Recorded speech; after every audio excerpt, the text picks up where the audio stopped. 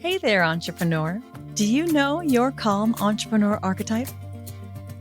I've created a fun and insightful 10-question quiz that reveals your calm entrepreneur archetype and allows you to unlock your entrepreneurial superpower. With this quiz, you'll be asked some questions that zero in on your business style, the way you think, the way you show up, and how your energy works. And by gaining a deeper understanding of your innate strengths, preferences, and challenges, you can maximize your potential, leverage your unique abilities, and overcome obstacles more effectively. The self-awareness that comes also fosters better communication and collaboration within professional relationships and teams, enabling you to make more informed decisions that align with your natural instincts. Ultimately, discovering your entrepreneurial archetype can lead to greater satisfaction and success on your entrepreneurial journey. So just answer a few simple questions and you'll gain access to a personalized path designed to empower you to step into your role as a calm and confident entrepreneur. You can find the Calm Entrepreneur Archetype Quiz now at CorinneO'Flynn.com on the homepage or CorinneO'Flynn.com/quiz.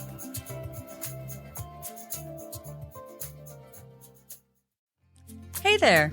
My name is Corinne O'Flynn, and you're listening to the Calm Entrepreneur Podcast. I am a USA Today bestselling author, nonprofit executive, and organizing nerd with over 20 years experience running my own small businesses.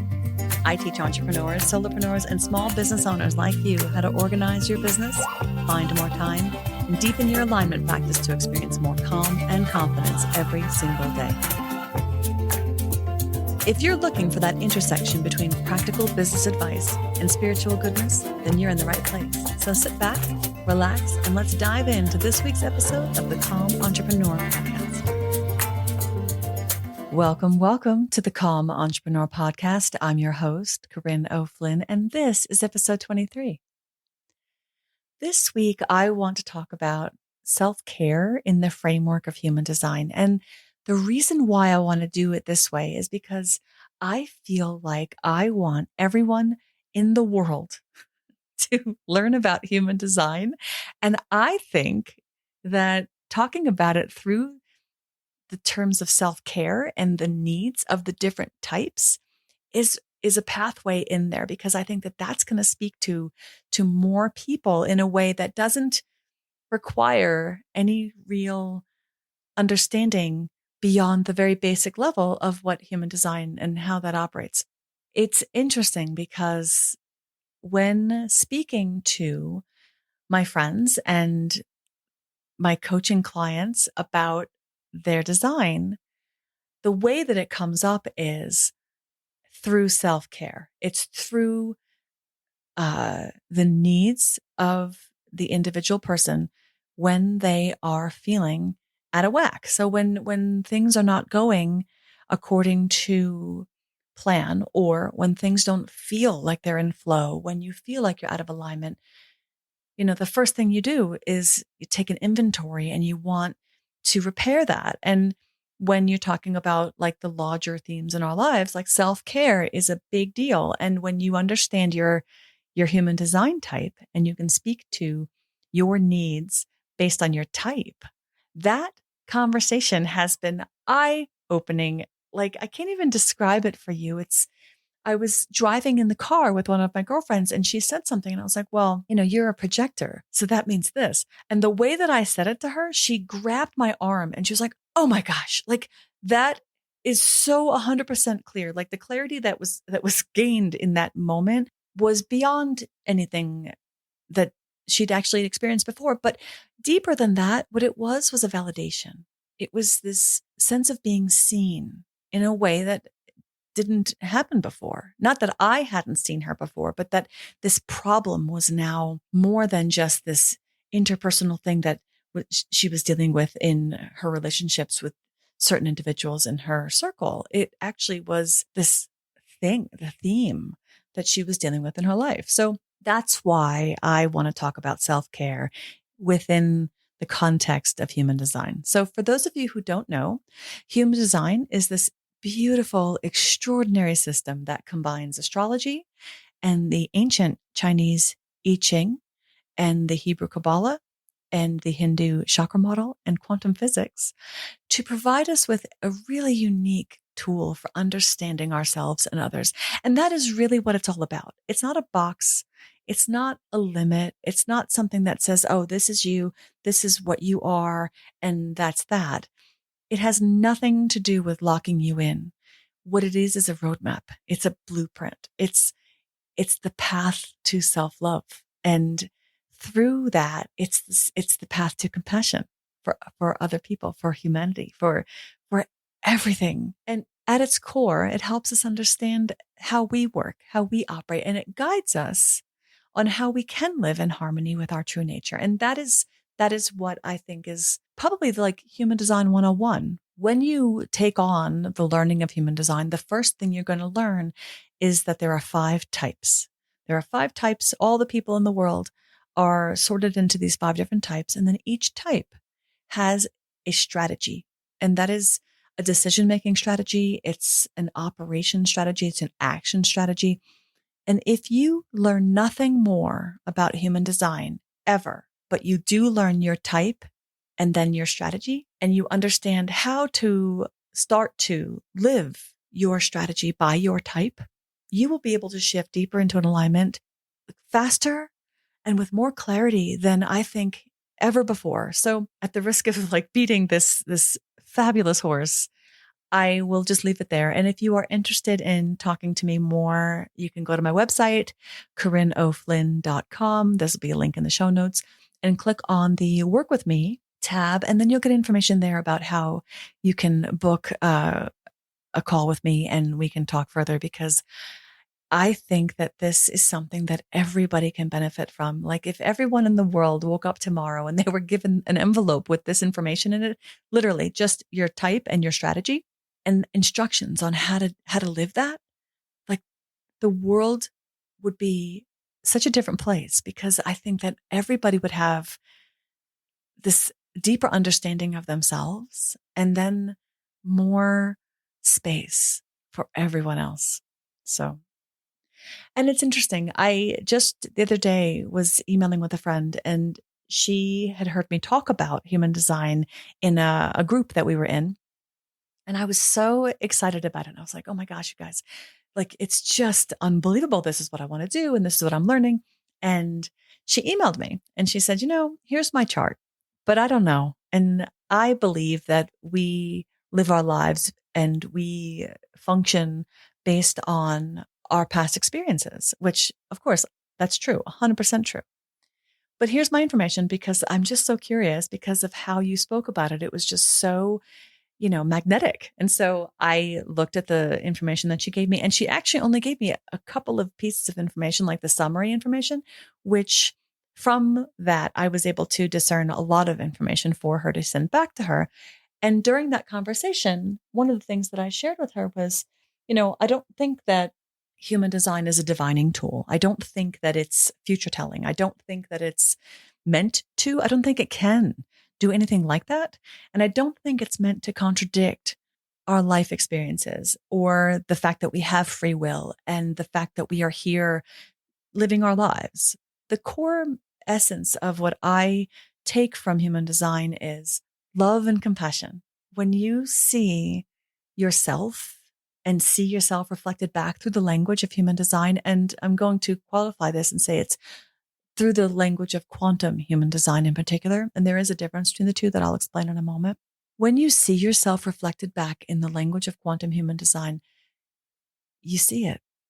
It resonates in a way that few things do. And it really does give you that freedom to validate and really understand that we're so unique and we're meant for something greater than just this everyday. Like, we are meant to connect because we are actually all already connected. So anyway, I could go on, and I'm going to stop. So as I said before, I want to talk about strategy and type and self-care techniques for each, because by understanding your design and realizing that all self-care practices are not created equal, because everybody's different, and the different types, you can find strategies within those things for self-care. And when talking to people about human design, I have found that the conversations center on a challenge and then a resolution. And when I speak to the resolution, I'm speaking to them from their type and their strategy and also their authority, which is something that I'm not going to get into it. We don't need to get into it in order to really understand for the purposes of this podcast. But when I address a challenge based on type and strategy, there's so much understanding that happens and it's inner knowing. The person receiving the information is like, oh, you're right. Oh my gosh, that's me. So that's where we're going to go today. The difference between traditional human design and quantum human design is the vision. It's the language that's used, but the language has been changed because of the vision. They run parallel to each other. So there are 5 types of people in human design, and they are the manifestors, the generators, the manifesting generators, which are a hybrid, the projector, and the reflector. So the very first type that I want to talk about is the manifestor. So manifestors make up about 10%, 9%. It depends. It changes depending on who you look at, but under 10% of the population. And what makes a manifestor is their power to initiate. And that comes from their direct, internal, nonverbal connection to divine inspiration. And the first time I heard that, I was like, what? So I'm going to say it again and I'm going to kind of break it down. A manifestor has a direct, internal, nonverbal connection to divine inspiration. Their job is to initiate. They don't have to wait. There's no divine timing for them because they know their internal alignment brings with it a sense of right timing for action. And the role of the manifestor is not only to follow through on the inspiration with the action, but it's to initiate the rest of us into action in right timing. That's a huge job. Like when you think about it in the terms of like humanity, like the manifestors are here to initiate. They're here to start, and they understand things in a way that none of us do. So the important thing, the challenge, is to inform. And informing is a big theme in human design. And it's really important to understand what it means to inform and why it is so important. Informing is simply letting the stakeholders know. It's making the people who are going to be impacted by your action aware of what you're doing. It's really that simple. And it is absolutely not, I repeat, not asking for permission. A manifestor does not ask for permission. They let the people know. And the reason why is because of that internal nonverbal connection to inspiration. Because it is nonverbal, because it is internal, it's a flash. It moves so quickly and it is so powerful that the purpose of informing is to let the people around that manifestor know not to interrupt them while they're doing the thing that they're doing. Because when it's interrupted, that flow of energy is so powerful and it's moving so fast that when it's cut off, it explodes. And when it explodes, it looks like anger. And it's not anger that's directed at anybody. And it actually really isn't anger. It's just this explosion of energy with no channel because it's been interrupted. When it's cut off, there's nowhere for it to be. So that's why the manifestor has to inform. So their strategy is to inform and then to take action. So the challenge for the manifestor is to learn to use their creative energy sustainably, right? To be sustainable and to truly serve their purpose of initiating others, they have to heal their relationship with their personal power. They have to reclaim their power. They have to step into their power, and they have to cultivate an alignment with their own truth and their own creative flow and learn to be at peace with the idea that they are truly connected to creative force in a way that not many others are. And that goes back to that self-worth piece, that self-love piece, which is truly at the core of everything in human design. You know, it's kind of like when you look at human design, you look at it on a chart called a body graph. And at the center of that body graph is the heart.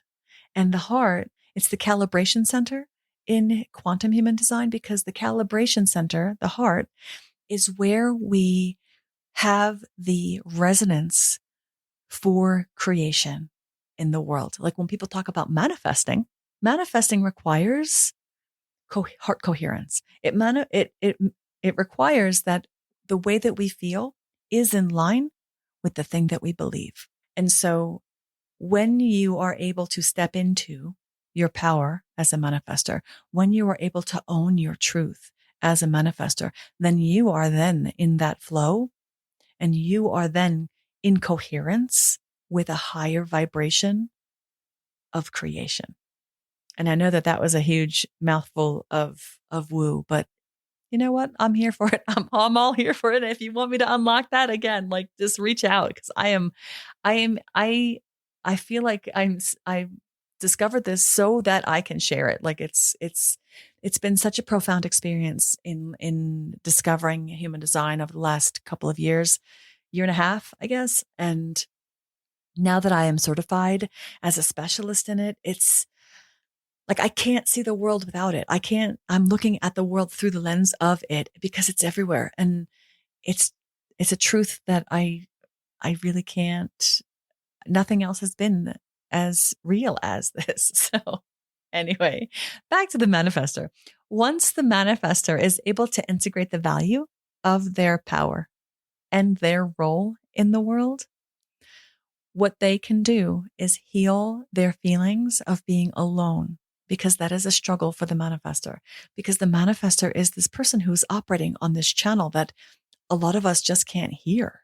You know, you think about sound frequencies and high tones that some of us can and cannot hear. The manifestors are operating on a channel that a lot of people don't have access to.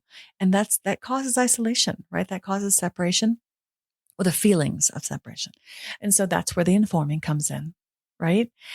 But once they're able to heal their feeling of being alone and understand that that's part of this and embrace their unique role, they will be able to shift into awakening the other people around them, initiating all of us into action and building communities and building movements and changing the world through their manifestor power. So, woo.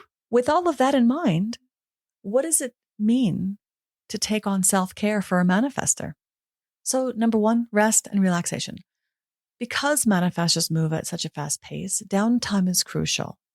And this is not just laying still on a couch, right? This is not just closing your eyes and sleeping, although that is also important for all of us. It's mindfully relaxing and rejuvenating. And this could be yoga, it could be meditation, it could be reading a good book, it could be going on a walk, it could be anything that is done in a way to unplug from the world and really sink into solitude. Solitude in action. Another requirement for manifestors is a balanced diet, right? Nourishment is really important because of the energy that they're expending, really tapping into that flow, right?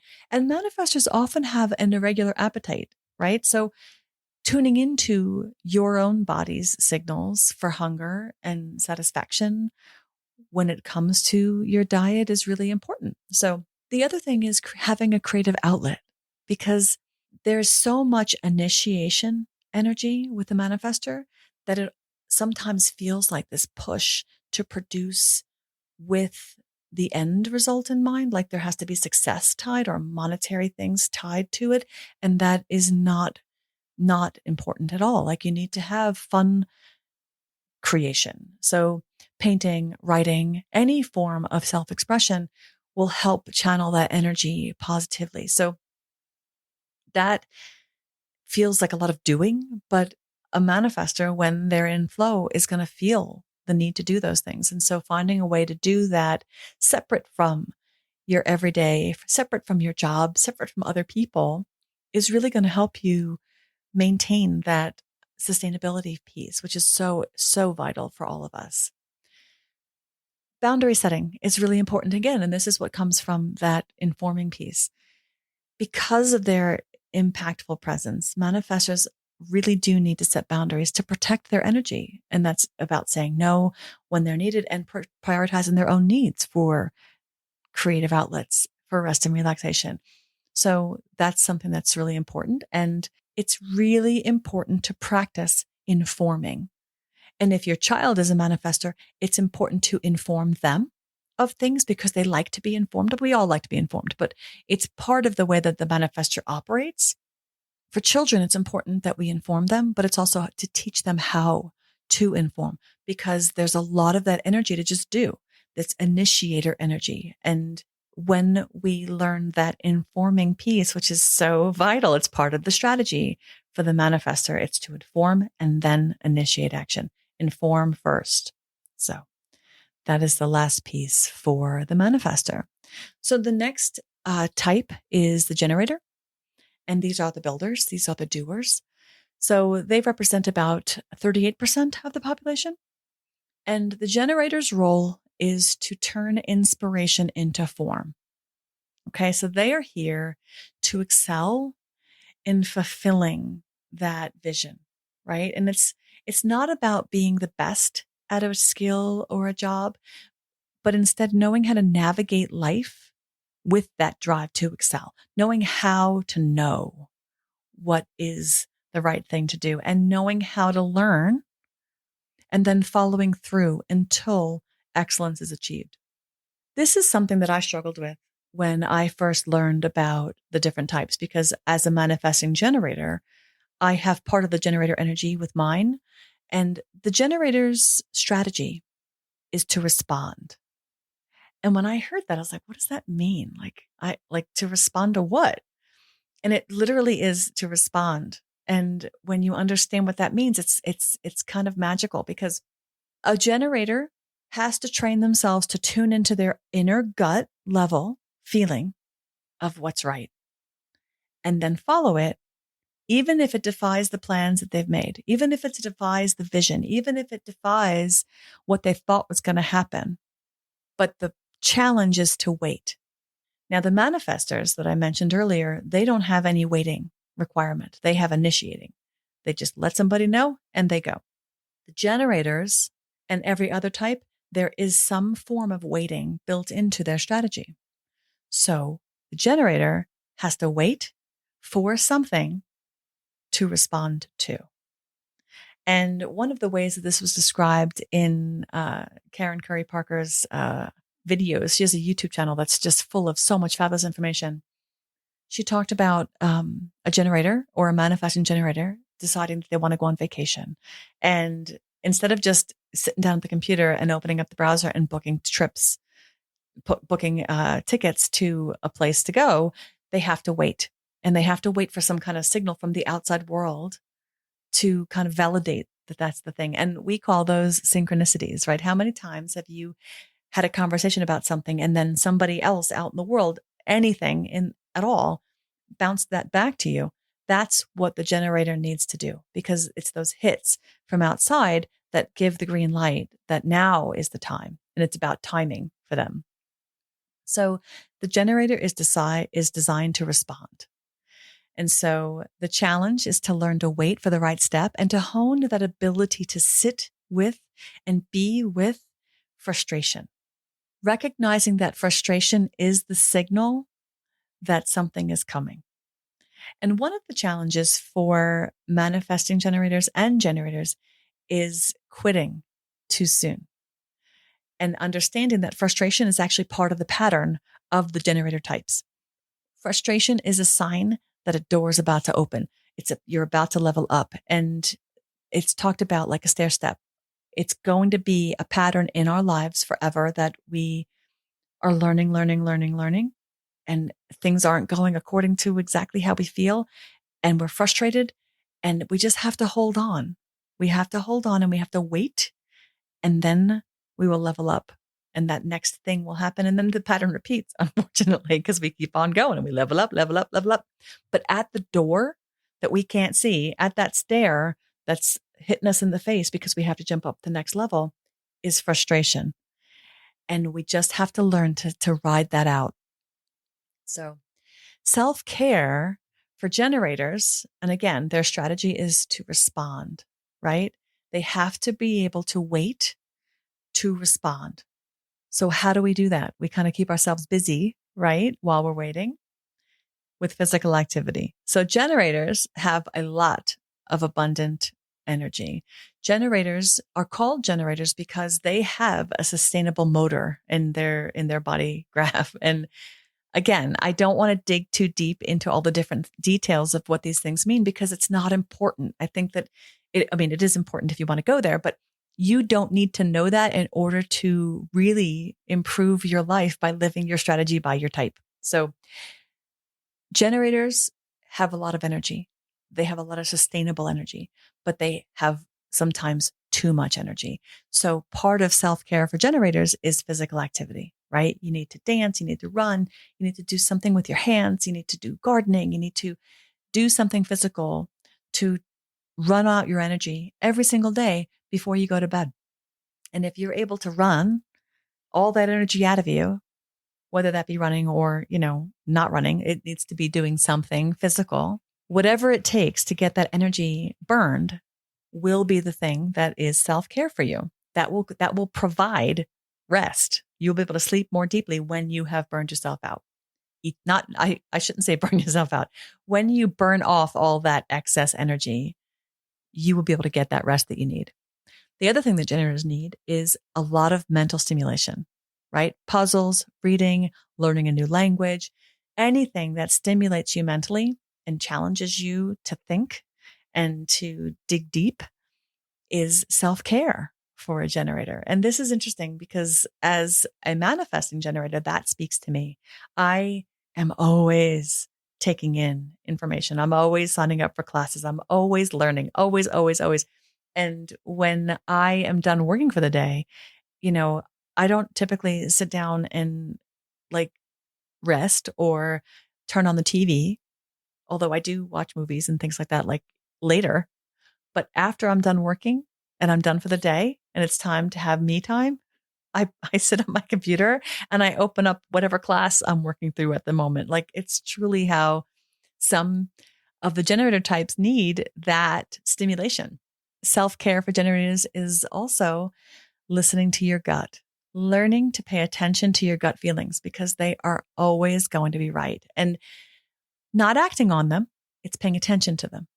You need to listen for them, understand how they come, how they feel, what they sound like, where they are in your body so that when you wait to respond, you'll be able to act. So learning to listen to your gut is a big, big thing for the generator types.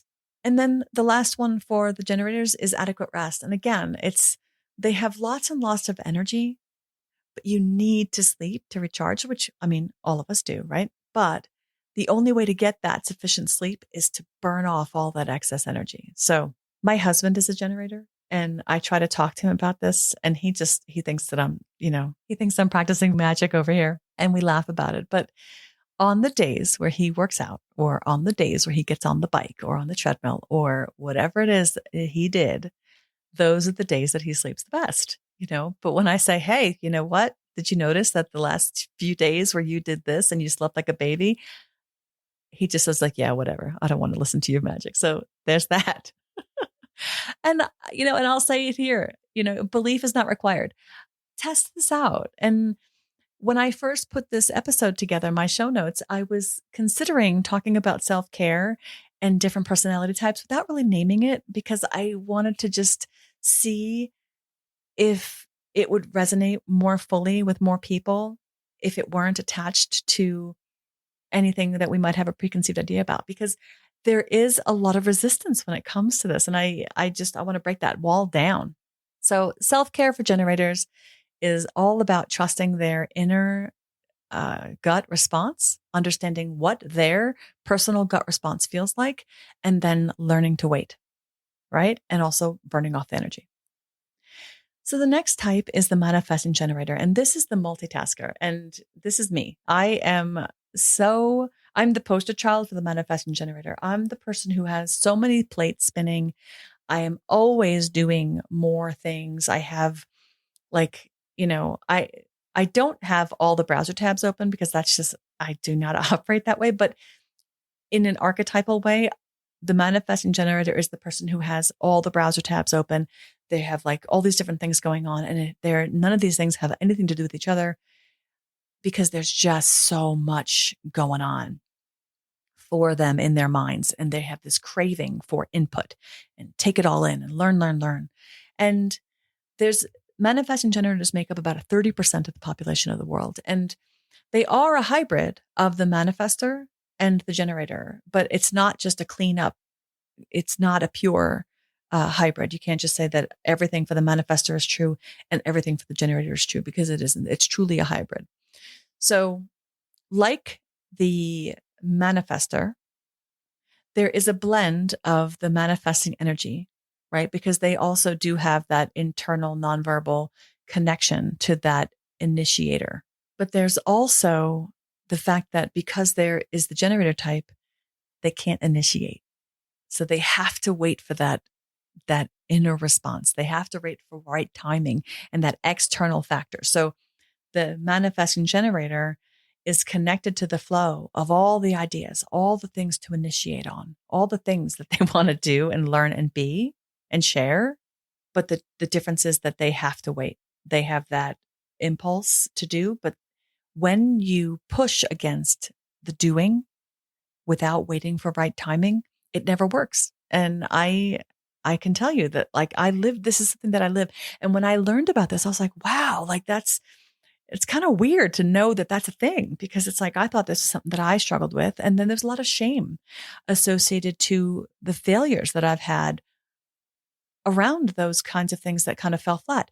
But when you understand that it's actually a thing, like, I'm going to talk about shame in a future episode with how these different types operate, because that's a big deal. Like, we do a lot of negative self-talk because of the way that we don't succeed in the things that we try to do in life.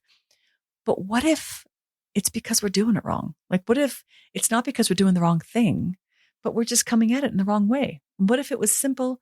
What if it was as simple as waiting for right timing? What if it was as simple as informing that unlocked that thing? So again, it's this beautiful, powerful thing to really understand this. So the manifesting generator, once they have something to respond to, they can spring into action with the same speed and the same kind of inner alignment as the manifestor, right? And this speed gives them, the manifesting generator, they have the role of finding the fastest, easiest way to experience excellence in a task, right? They can achieve mastery in whatever it is that they're learning. And in quantum human design, we talk about the manifesting generator as the time bender, because there's so much going on and they are gifted with the ability to find the fastest route to the finish, but they don't always finish the fastest. What's interesting about the manifesting generator is part of their process is to start the thing, move really, really fast, see the path all the way through, which allows them to jump over some steps, right? Skirt some corners. But then when they get almost to the end, they realize the value of the things that they jumped over, and then they go back and they fill in the blanks. And to understand that that's part of like that's the way that we operate, that alleviated so much negative self-talk for me, because I do that. I'm the person who starts off this thing and then I instantaneously, I'm like, oh, okay, yeah, I got that. That's intuitive. I'm going, going, going. And then I'm like, oh yeah. Okay. So now I have to go back, and I blew past step 4, but now I have to go do it. And I felt a lot of like, oh, I'm like, I should have just gone slow and done step 4 after step 3, but I'm not built that way. And I never have been. It's never been something that I've done. But now that I understand that that's actually built into the way that I operate, that's so freeing, like so freeing. Multitasking is essential to most manifesting generators. And it's not because they can create multiple things simultaneously. They can, but because they need to be busy in order to expand all the energy that they carry, right? Not everything that the manifesting generator starts will be completed, which is another thing that felt so good to understand. And like, I always felt like that would be judged as being like flaky or, sloppy or, you know, not a follow thrower, because I pride myself in being able to follow through on things. But then there's also this piece that it's like, sometimes you start something and it's like, yeah, that's not for me. And I pivot. And that was a big lesson for me. Like, yeah, you're allowed to pivot and it's actually part of my nature. That's wonderful to hear, because I think that in our society, finishing things is something that we value and we look at as a strength. But I'm going to say that that's not a strength for me. Like, forcing myself to finish something that I'm no longer in alignment with is excruciating. It's torture for me. So finding that balance and understanding when something is no longer for me, as opposed to just being truly flaky and saying, yeah, yeah, yeah, I'm not going to finish anything that I start. Like, that's not what that's about. But it's it's really beautiful. And so the function of all these tabs being open in the browser, the function of being so multi-passionate and multitasking for the manifesting generator is all about blowing off that energy. It's that generator strategy. The generator part of the manifesting generator is the waiting and the burning off of all that excess, because there's just so much initiation that's happening behind the scenes. Like, so under the hood, there's a whole lot going on, but we don't have the initiation. And so we have to burn it off. So the lesson for the manifesting generator is to learn to wait for the next right step. They also, like a manifestor, must inform before acting, and they have to accept that not everything that they take action on is going to result in success. And that's okay. It's not about the destination. It's about the doing, right? Recognizing that your role as a manifesting generator is to find efficiencies. It's to find the most efficient way to create and to embrace that inner sense of timing married to the unique energy to follow their own path at their own speed. That's where the manifesting generator lives. And so for self-care, for the manifesting generators, is all about variety in the activities you take on. We have to have a range of activities in our routine. We have to stay stimulated in order to stay satisfied. And this is especially important. And I think back to my own childhood, like busy, busy, busy, busy, busy, doing, doing, doing, doing, doing. And, we label that in a lot of negative ways in children, and even more so now. And I think that understanding that that's a thing and trying to find a way to cultivate that brings a lot of power, but it also brings a lot of self-esteem. I think that understanding how you operate when you are a manifesting generator and realizing that these things that are judged as flaky and are judged as, you know, not being thorough or having to backtrack and looking at that negatively, those actually aren't negative things at all. That's actually just part of who you are. Like, it's just a wonderful thing. Physical exercise, like generators, manifesting generators have an abundant energy reserve. So regular physical activity will help channel this. And it's funny because about a year ago, coming up in June, it will be a year that I started daily treadmill walking. I was walking outside, and then my husband got me a treadmill, and I do it every single day, 30 minutes a day. And some days I put the pedal to the metal and I work hard, and I'm sweating by the end of it. And some days I'm really just going and enjoying, like, a leisurely walk. I have to get that out of my system. And ever since I started this, I've been sleeping so much better, and my rest has been so much more restful. It's been wonderful. So physical exercise for the manifesting generator, also patience. You have to cultivate patience and wait for right opportunities. You have to wait.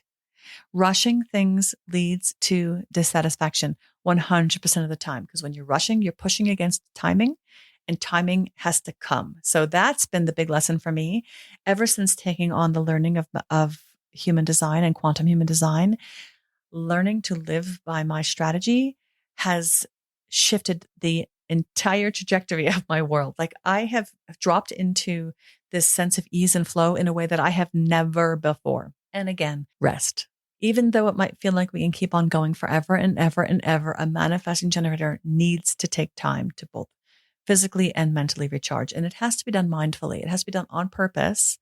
Call it recharging, call it rest, and take it. don't try to check two boxes with one thing while being busy. So there's lots of different things going on there for the manifesting generator. And, it's just, I find it just so interesting. So the next type is the projector, and the projector makes up about 20% of the population, and they play a very special role in the world. They carry knowledge. They carry insights. They're the guide.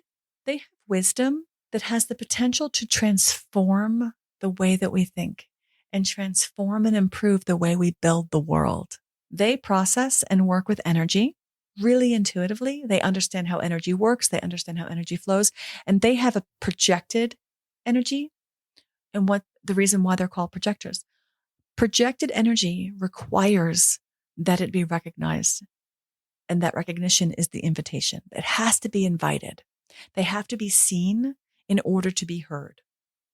And this is really difficult it's one of those things, like when I first heard that the manifesting generator and the generator, their strategy was to respond. It's like, to respond to what? And the projector needs to be invited.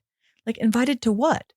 And what it is they can come into a room and they can see what's going on, because as this empathic, intuitive energy, they can read the room. They see everybody, and they literally see you. They see you. They're able to drop in to your energy and your energy and your energy and your energy so fully that they know what's going on and they know what needs to be shared with the people in the room. But if they aren't asked to share, then it will fall on deaf ears. And it's really interesting, because when I shared this with a friend of mine, and I actually said, you won't be seen until you're invited. It's going to fall on deaf ears. She was like, oh my God, like that's what's going on. And it's amazing, because she's fought against this for such a long time. And she's actually said the words, am I invisible? Like, what's going on here? And so if this is you, if you're the kind of person who has wisdom to share, and you share your wisdom with other people, and then they don't hear it, and you're like, but I don't understand. And then somebody else says the same exact thing to that person. And then that person's like, oh my God, you're right. And you're like, wait a minute, I just said that to you. It's because of that invitation. It's because that recognition needs to happen before they will be heard. And it's really strange to see this in action, but it's true. It does happen. So energy is a premium for the projector, right? Because they rely on this trajectory of the creative process in order to best serve the world, right? So if the projector is not engaging with the alignment, with the creative process, they run the risk of using their own energy to force something into form. And that's just not going to work, because they don't have anything to sustain that energy. They call on energy of other people. So they must have the invitation. It's just so valuable to understand this. And my son is a projector. And one of the things about projectors, the challenge, is all about self-worth. Because when you're not getting the invitations, when you're not getting the recognition, when you're not seen as a source of wisdom, that's demoralizing, right? That can be really taking a hit in a lot of ways. So you have to learn that the reason why you're not getting the invitations is because your energy is not there. People aren't seeing you as a source of wisdom because you're depleted. And you get depleted because you're trying to force the invitation. You're trying to force your wisdom onto the world. And so when you sit back and you spend all of your time generating energy and cultivating that energy and storing up that energy so that the invitations, when they come, you'll be there for them. That's when the invitations come. So it's kind of like this little cycle of, I need this to get that, and I need that to get this. The challenge for the projector is to learn to value themselves and their wisdom enough to wait for the opportunity to share their knowledge and their insights. Because once they facilitate that reflects their value, and they need to maintain that sense of self-worth, but they also have to cultivate their energy by resting and replenishing. So this is huge, huge self-care for the projectors. So they need emotional downtime, right? They have deep attunement to the other people around them. They are tapping into the energy around them. So they have to find ways to disconnect, to recharge, right? This can be, touching grass, stepping out in nature, meditating, journaling. These are solitary, introspective, emotional downtime. The other one is healthy boundaries. Set boundaries with those around you to protect your energy. Make sure that you're not taking on more than you can handle. And, scheduling is a big deal. Like, you need to make sure that you understand the need for that downtime on a daily basis, on a regular basis. Restful sleep, of course, but projectors need more sleep than other types typically. So ensure that you have that supportive environment to support that need. Like, you need to make sure that you can do that for yourself. And like the manifesting generator, the projector loves the deep dive, right? So allow yourself that space to pursue knowledge. Keep yourself stimulated by learning about things that you're passionate about and doing that deep dive. Like, allow yourself to go deep on something for no other reason than because it interests you. So that is the projector. And then the last one is the reflector. So the reflector is the rarest type in all of human design, making up 1% of the population. And they are defined by the fact that none of their centers are defined in the chart. And again, I don't want to go too deeply in what that means, but it means that they are deeply influenced by the environment around them. And reflectors are also really connected to the lunar cycle. So their role is to experience everything in the world in an amplified way. Through all of their open centers, they then see what's possible. They see what humanity can create, what can be fulfilled, right? And they also then can understand the current level of fulfillment, and they reflect that back on the world, which is why they're called reflectors. They're like the mirror. And so, like the generator types have their theme of frustration, and the manifestor has their theme of anger, the reflector experiences a lot of disappointment. And it comes from two different sources. And the first sense of disappointment comes from the world around them, because the reflector has this deep, visceral knowledge of what's possible for all of us. They can sense whether or not the people around them are living up to their full potential. And when they see the gap in the potential against what we're actually creating in the world, like, they experience disappointment. And understanding that that disappointment is actually part of their theme can be really helpful for a reflector who might have, up until this point in time, but like not really understanding, like, why is this, like, I'm just so bummed out all the time. And this is not depression. This is your theme.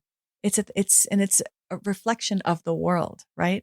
The second source of disappointment for the reflector involves the need for time, right? They also have this decision-making process that it requires a full lunar cycle in many, many cases, sometimes more than one, in order to get clarity on certain things. Now, this is not to say that the reflector is unable to make a decision. They are able to make decisions in moments.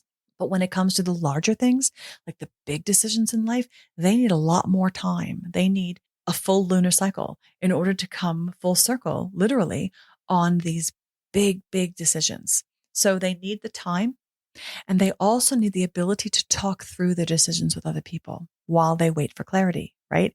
And because they borrow energy from other people, if they surround themselves with people who have other centers in their charts defined, they will be able to draw on that energy in order to bring clarity in sooner. So it's really important that they have the right people around them and they understand what's going on when they feel that low energy of disappointment. The challenge for the reflector is to learn to let go of what needs to be fixed, to learn to let go of what isn't working, and instead share and experience what is needed in the world and wait for the timing, right? Because it's all about alignment and it's all about creating space. And the reflectors have the job of embodying what they feel awakening in others and drawing that out in others. It's not the job of them to do the work of fixing. It's the job of the reflector to impress upon others the need that there is something to fix. So it's a really interesting energy. And there's a lot of challenges for the reflectors because there's so much openness in their chart. And when openness happens in a chart, Everybody has every piece of the chart of the body graph. Everywhere that we have openness in our chart, we draw in from the outside world. So the reflector, that's 100% of their chart. It's all open. So they have the challenge of really learning how to separate themselves from the people around them. So self-care for the reflectors is all about community. It's all about cultivating a strong, supportive community. Being around positive, uplifting individuals is crucial for the reflector, and for the reflector to understand that when they don't have that around them, that will draw them down. That will bring them into that disappointment because they won't be able to pull out, because they won't have a place where they can bounce things off of other people who are in that positive vibe space. So it's super duper important for the reflectors to really cultivate that strong circle around them. The other thing that's really vital for reflectors is to be really aware of the moon cycles. They are lunar beings, right? So having moon rituals is really, really helpful. Consider moon meditations, or just spending time in the light of the moon can be really helpful for reflectors to kind of go within. They need space for reflection, right? You need space to evaluate and process the things that you're experiencing as a reflector, and allowing yourself to reflect regularly, right? So that's the reflectors. So each human design type has its own unique mechanics, its own strategy, and its authority for decision making. And understanding the aspects of your design can really help you tune in to an aligned way of being. It's an incredibly powerful system, and it's a self-discovery tool unlike any that I've seen before. So if you're interested, again, I will have a lot of this information in the show notes so that you don't have to worry about listening to this really long episode again. But if you do nothing more than learn your strategy by your type and start practicing how to really lean into that, I promise you that you will find yourself living more in alignment with what you really need to be doing in the world. So that's what I've got for you this week. Thank you so much for listening to this really long episode. And I am just so happy that you're here. Have a great week. Remember, part of being a calm entrepreneur is developing the systems, habits, and know-how that lets you know that you are the one in the driver's seat. You get to choose how you run your business, and you get to choose how you work. So you got this. I hope you enjoyed listening to this episode of the Calm Entrepreneur Podcast. I'm Corinne O'Flynn, and if this episode was valuable to you, please head on over and rate and review wherever you consume your podcasts. Please subscribe so you'll never miss an episode. New episodes go out each week on Tuesdays, and I look forward to hanging with you again. This is Corinne signing off. Have an excellent day.